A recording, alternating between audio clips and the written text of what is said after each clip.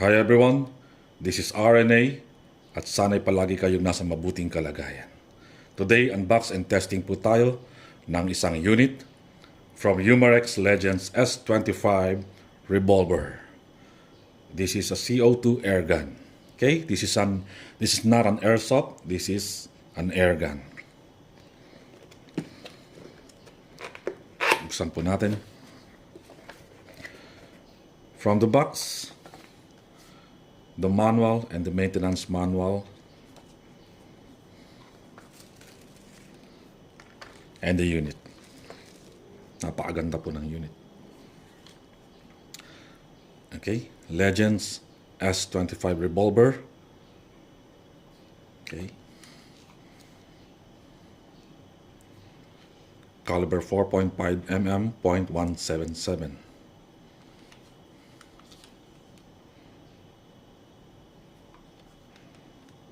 Ito po ay ginagamitan ng hangin or tinatawag na CO2 capsule. Ito po ang kanyang propellant. Ayan. 12G.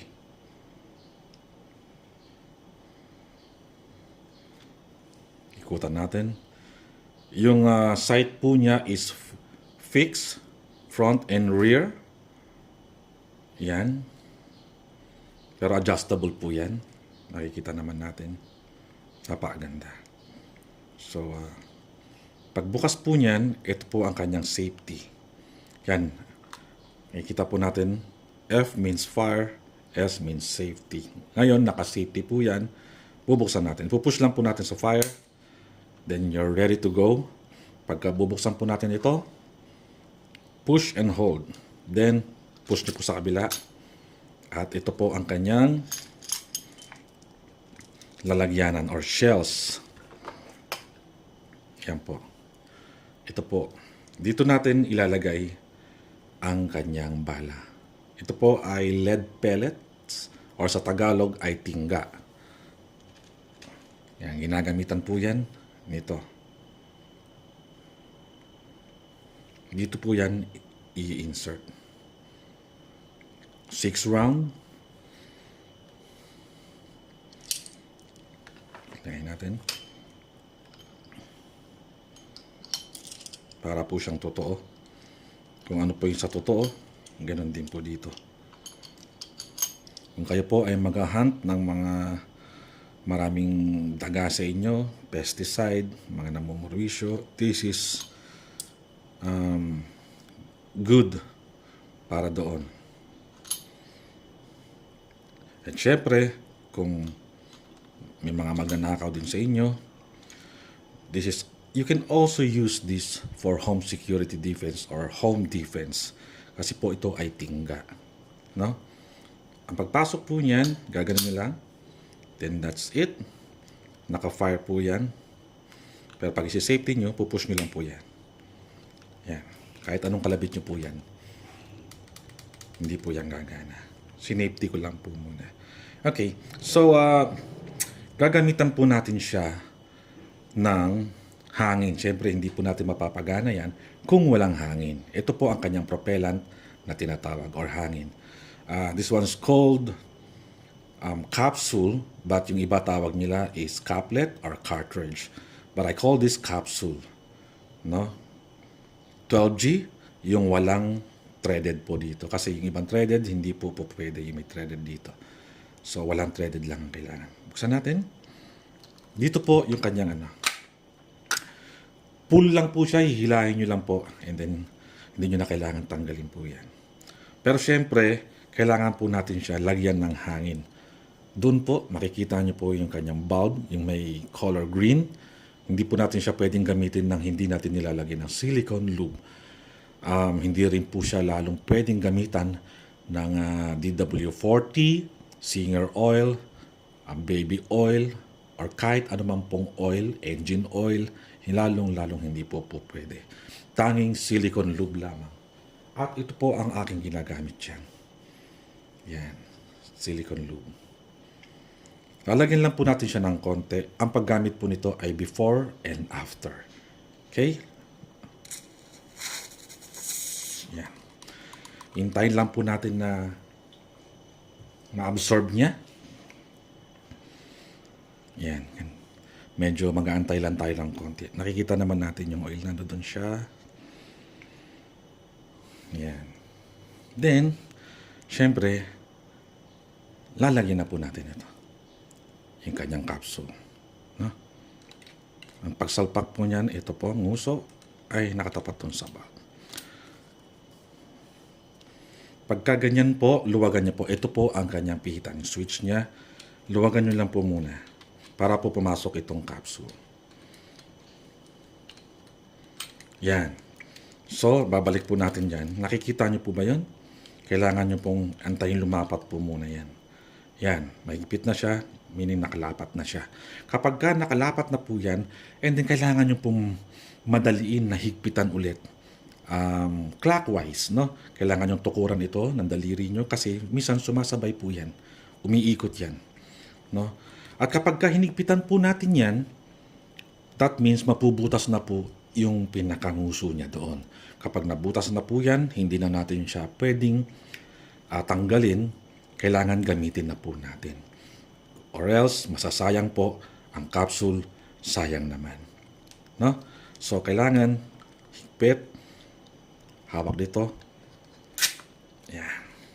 Tamang higpit lamang po. Yan. Then after nyan,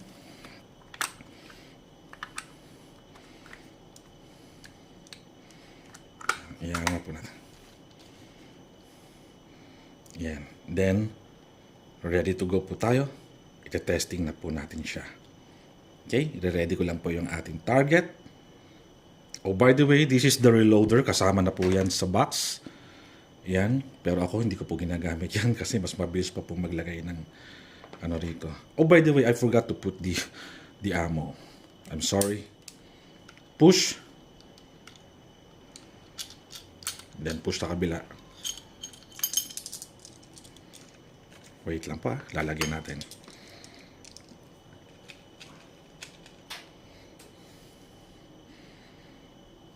Paglagay po niya, ito pong nguso dito. Yan. Kailangan po walang nakausli kasi pag may nakausli po yan, maaaring kakalang po yan doon, hindi po siya gagana. Kita po ba dyan? This is made in Germany po. Napakaganda po ng quality. At syempre, pag Germany, napakalakas ng putok.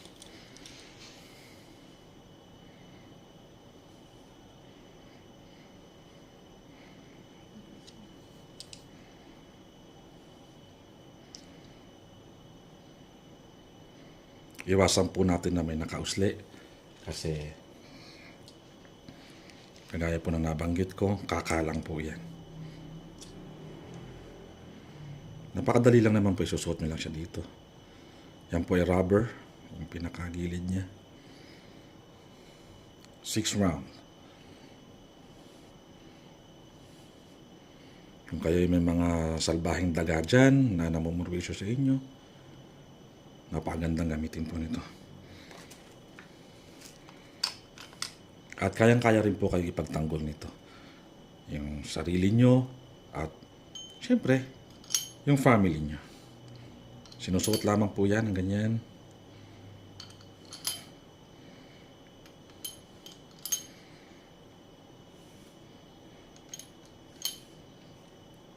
Yan.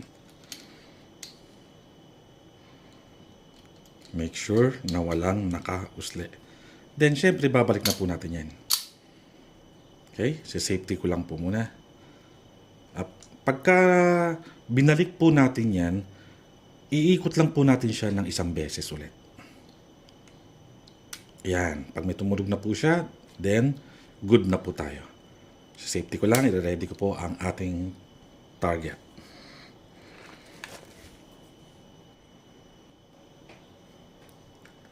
May kasama po pala siyang railing. Yan, ito po yan. And saka syempre, Allen. Dito po yan. Pag maglalagay kayo ng scope or R&R, red dot. Yan, dito po yan. So, sasalpak nyo yan dito and then yung red dot niya. Okay?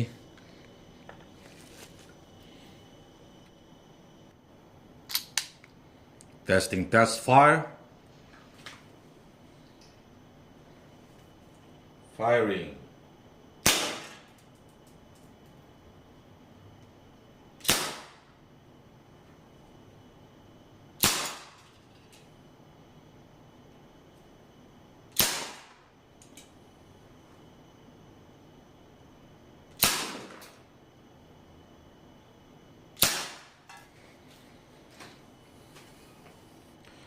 Umarex Legends S25 Airgun Revolver.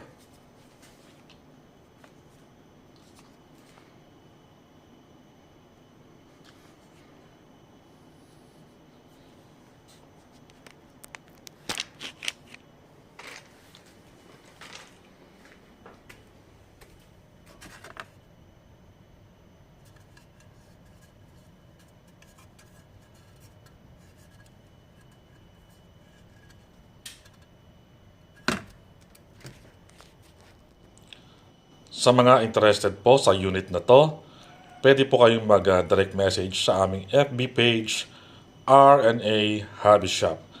Yan po ang aming bagong page and ilalagay ko rin po sa aming description at syempre sa video po nito. Thank you so much and have a great day.